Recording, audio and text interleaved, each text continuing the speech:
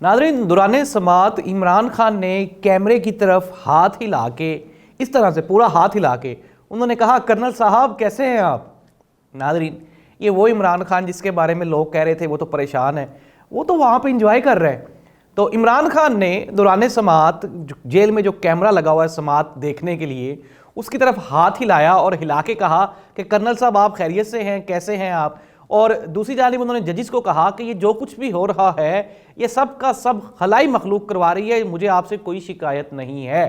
جی ہاں ناظرین، عمران خان صاحب کے بارے میں ایک رائے جو ہمیشہ سے تھی ہے اور رہے گی، وہ ان کے شدید ترین مخالفین بھی یہ بات مانتے ہیں کہ جس بات پہ عمران خان اڑ جائے بس پھر وہیں پہ اڑ جاتا ہے، اور اس مرتبہ بھی شاید عمران خان اڑ گیا ہے اور اس کا کسی بھی قسم کا کوئی بھی بات چیت کرنے کا یا کوئی گیو اینڈ ٹیک کرنے کا یا کوئی ایگریمنٹ کرنے کا یا کوئی ڈیل کرنے کا کوئی چانس دکھائی نہیں دے رہا۔ اور یہی وجہ ہے کہ پورے پاکستان میں ابھی تک میاں محمد نواز شریف صاحب نہ ہی تو کھل کے اپنی کمپین کا آغاز کرنے جا رہے ہیں اور نہ ہی کوئی جلسے جلوس ہو رہے ہیں۔ جہاں پہ بھی نون لیگ کا امیدوار ووٹ مانگنے جاتا ہے تو عوام ان سے 2 3 4 سوالات جو کہ کامن ہیں، جو انہوں نے پوچھنے ہیں وہ پوچھ رہی ہے۔ ایاز صادق صاحب اپنے حلقے میں نکلے تو عوام کا سب سے پہلا شکوہ جی کہ آپ کو دیکھا ہی پہلی مرتبہ ہے، آپ ہمارے حلقے میں پہلی مرتبہ آئے ہیں۔ دوسرا شکوہ عوام کا کہ جی جب آپ اقتدار میں آتے ہیں تو آپ عوام کی فلاح و بہبود کے لیے کوئی کام نہیں کرتے ہیں، تعلیم صحت پہ کوئی آپ کا فوکس نہیں ہوتا، مہنگائی آپ کنٹرول نہیں کر پاتے ہیں۔ تو یہ وہ شکوے ہیں جو عوام جگہ جگہ آپ کے ساتھ کرتی ہوئی وہ آپ کو دکھائی دے گی۔ اسی وجہ سے شاید میاں محمد نواز شریف صاحب ابھی تک اپنی الیکشن کمپین کا کوئی مؤثر آغاز نہیں کر سکے ہیں۔ سرگودا میں یہ حافظ آباد میں ایک جلسہ ہوا، حافظ آباد میں جلسے کی جو صورتحال تھی، اب ظاہری سی بات ہے، میں نہیں کہتا یار نا کہ کتنا کو ہم کرسیوں کو ڈسکس کریں گے، لوگوں کو کہیں گے، ہم یہ کہتے چلیں کوالٹی پیپل آ جائیں چاہے تھوڑے ہی آ جائیں۔ میاں صاحب کے جلسے میں نہ ہی کوالٹی بڑھ رہی ہے نہ ہی کوانٹٹی بڑھ رہی ہے۔ مسلم لیگ نون کے حلقوں میں، ان کے کیمپس میں جن لوگوں نے ٹکٹس لے لیے ہیں، ابھی بھی ان میں ایک ہلچل اور وہ ایک بے چینی پائی جاتی ہے کہ اگر 8 فروری والے دن پاکستان تحریک انصاف کا ووٹر باہر نکل آیا اور وہ جو ڈبے بدلنے کے چانسز یا تسلیاں دی گئی ہیں اگر وہ نہ بدلے جا سکے تو پھر مسلم لیگ نون کا کیا حال ہوگا۔ میں آپ کو پچھلے پروگرام میں بھی بتا چکا ہوں کہ 2013 میں جو پیپلز پارٹی پنجاب میں پوزیشن تھی نا پیپلز پارٹی کی، وہی نون لیگ کی آج پنجاب میں پوزیشن ہے، اور مرکز میں تو نون لیگ کا کوئی وجود ہی نہیں ہے۔ تو ایسی صورتحال میں میاں نواز شریف صاحب پریشان دکھائی دیتے ہیں۔ مسلم لیگ نون نے عمران خان صاحب کی بات کو ہم دوبارہ کنٹینیو کریں گے، آپ کو عمران خان صاحب کے بارے میں بتائیں گے کہ وہ کیا کر رہے ہیں جیل میں اور لوگوں کے ساتھ وہ کیا کروانے جا رہے ہیں۔ لیکن مسلم لیگ نون نے آج اپنا منشور انہوں نے جاری کر دیا، الیکشن کا منشور، پارٹی کا منشور۔ سینیٹر عرفان صدیقی صاحب نے انہوں نے کہا کہ جی مین منشور میں جو چیزیں رکھی گئی ہیں اس میں جو سب سے پہلا ایک پروگرام رکھا گیا ہے کہ اقتدار میں آتے ہی بجلی کے بھاری بلوں میں کمی کی جائے گی، نوجوانوں کو زیادہ سے زیادہ روزگار کے مواقع دیے جائیں گے، پاکستان کی تعمیر و ترقی کے لیے کوشش کی جائے گی۔ 9 مئی والے نہیں بلکہ 28 مئی والے یہ نعرہ ہوگا پاکستان مسلم لیگ نون کا الیکشن میں۔ ناظرین، جتنی باتیں منشور میں کہی گئی ہیں پاکستان مسلم لیگ نون کی جو گزشتہ تاریخ ہے، جو ان کے اقتدار کی تاریخ ہے، دورانیہ ہے، 3 مرتبہ نواز شریف صاحب وزیر اعظم رہے، 4 مرتبہ شہباز شریف صاحب وزیر اعلیٰ پنجاب رہے، اس کے علاوہ 5 مرتبہ ان کی گورنمنٹ رہی پنجاب میں۔ ایسی صورتحال میں آج تک کبھی بھی نون لیگ کے دور میں ایک بھی نئی نوکری نہیں نکلی۔ ہاں البتہ لاہور میں ایک پروجیکٹ، دو پروجیکٹ ایسے تھے جس میں نوجوانوں کو نوکریاں ملی، ایک میٹرو بس کا تھا اور دوسرا اورین لائن ٹرین کا تھا۔ لیکن کلیکٹیولی جب ہم اس دونوں پروجیکٹس کو دیکھتے ہیں تو یہ انتہائی گھاٹے والے پروجیکٹس ہیں۔ اس میں پاکستانی قوم کے اربوں خربوں روپے جو کہ ڈوب گئے ہیں اور آنے والے کئی سالوں کے لیے یہ ہمارے اوپر ڈیفیسٹ ہے۔ لیکن میں پھر بھی دوبارہ اس کو یہ کہتا ہوں کہ ایکسیپٹیبل ہے، ظاہری سی بات ہے عوام کو سفری سہولیات تو مہیا ہو رہی ہیں، حالانکہ اس سے بھی سستی سفری سہولیات دی جا سکتی تھی لیکن نون لیگ نے نہیں دی۔ نون لیگ والے کیا کام کرتے ہیں؟ نون لیگ والے سڑکیں بناتے ہیں، لیپ ٹاپ بیچتے ہیں تقسیم کرتے ہیں۔ اس کے علاوہ کہا گیا کہ جی نوجوانوں کو قرض دیا جائے گا، نوجوانوں کو مواقع دیے جائیں گے جس سے وہ اپنے کاروبار کے لیے، اپنے روزگار کے لیے ان کے لیے اپرچونٹیز کریٹ کی جائیں گی۔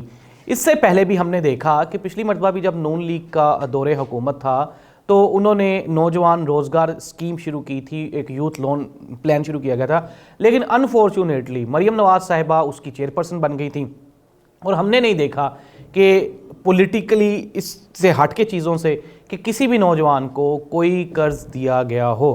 تو یہ تھا پاکستان مسلم لیگ نون کا منشور، جو کہ انہوں نے صرف اور صرف سیاسی وعدے ہیں، سیاسی وعدوں کے علاوہ آپ کو اس میں کچھ بھی دکھائی نہیں دے گا۔ الیکشن میں ظاہر سی بات ہے آپ نے ووٹ لینے ہوتے ہیں، اور ووٹ آپ کو کیسے ملتے ہیں؟ وہ ملتے ہیں عوامی سپورٹ، عوامی ہمدردی کے تحت، کہ عوام آپ سے ظاہر سی بات ہے کوئی اٹیچ ہو جائے، آپ کے ساتھ جڑ جائے۔ لیکن وقتی طور پہ عوام کا رجحان نون لیگ کی طرف انتہائی کم دکھائی دیتا ہے۔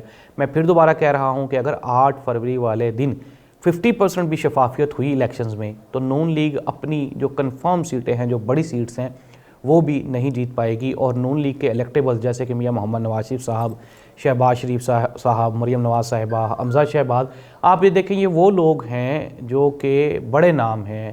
میرا نہیں خیال کہ یہ اپنی سیٹس بھی یہ جیت پائیں گے یا نہیں جیتیں گے۔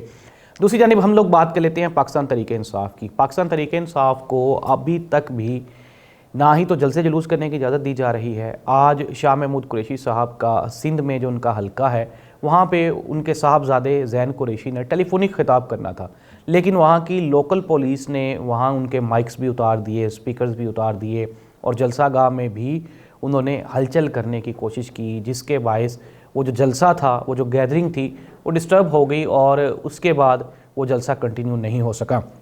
خالد گجر صاحب کو اریسٹ کر لیا گیا پنجاب لاہور میں، جو کہ شبیر گجر صاحب کے ساتھ ان کی کمپین میں تھے۔ شبیر گجر کو پہلے نیشنل اسمبلی کا ٹکٹ دیا گیا تھا، لیکن اب دوبارہ پھر ان کو صوبائی اسمبلی پہ شفٹ کر دیا گیا ہے، اور اس کے علاوہ وہ ظہیر عباس کھوکھر صاحب کو ان کی جگہ پہ نیشنل اسمبلی کا ٹکٹ دے دیا گیا ہے۔ تو پاکستان تحریک انصاف کو وقتی طور پہ کمپین تو نہیں کرنے دی جا رہی، لیکن اس سب کے باوجود بھی اگر ہم بات کر لیں پاکستان تحریک انصاف کے ووٹر کی، تو وہ اس پوزیشن میں ہے یا وہ اس موڈ میں ہے کہ 8 فروری کا دن آئے، اور وہ اس مرتبہ یہ پاکستان کی تاریخ میں پہلی مرتبہ ہوگا کہ سرکاری پروٹوکول کے بغیر، رکشوں ٹانگوں کے بغیر بھی عوام اپنے خرچے پہ پاکستان تحریک انصاف کو ووٹ ڈالنے کے لیے تیار بیٹھی ہوئی ہے۔ اور میں پھر دوبارہ کہہ رہا ہوں کہ اگر شفافیت ہوئی تو پاکستان تحریک انصاف کا پلڑا بھاری ہو جائے گا۔ یہ اور بات ہے کہ میکسیمم جو لوگ ہیں وہ ظاہری سی بات ہے آزاد حیثیت میں جیتیں گے، اس کے بعد کیا ہوتا ہے یہ ایک سوالیہ نشان ہے۔ لیکن سب سے زیادہ کینڈیڈیٹس جو جیتنے والے ہیں وہ ان الیکشنز میں وہ آزاد امیدواران ہیں۔ پاکستان کا ایران کے ساتھ معاملہ ٹھنڈا ہو گیا، یہ بالکل ایسے ہی تھا جیسے 2 بچوں کی لڑائی ہو اور وہ اس میں بڑے انوالو ہو جائیں، اور پھر اس کے بعد وہ بچے شام کو پھر دوبارہ اکٹھا کھیلنا شروع ہو جائیں۔ مجھے تو نہیں سمجھ لگی، پوری دنیا کو سمجھ نہیں لگی کہ یہ اتنا بڑا ایکسیڈنٹ کیوں ہوا اور کیسے ہوا۔ اتنی بڑی لاپرواہی کہ 2 اتنے بڑے ممالک آمنے سامنے آ کے کھڑے ہو گئے۔ ایران نے پاکستان پہ حملہ کر دیا اور پاکستان نے ایران پہ بھی حملہ کر دیا۔